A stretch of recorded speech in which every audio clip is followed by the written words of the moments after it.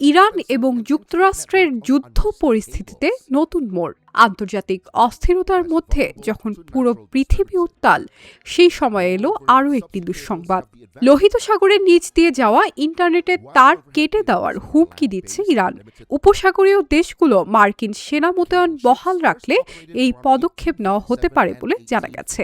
তবে ইরানের কোনো সরকারি কর্মকর্তা বা গোয়েন্দা সংস্থা এখনও তা নিশ্চিত করেনি।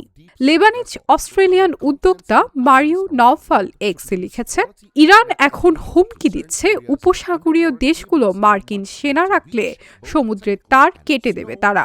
এই তারগুলো বৈশ্বিক ট্রাফিকে 17% বহন করে, যার মধ্যে আমাজন, মাইক্রোসফট ও গুগল সমর্থিত সংযুক্ত আরব আমিরাত এবং সৌদি আরবের কৃত্রিম বুদ্ধিমত্তার কেন্দ্রগুলোর সংযোগ রয়েছে।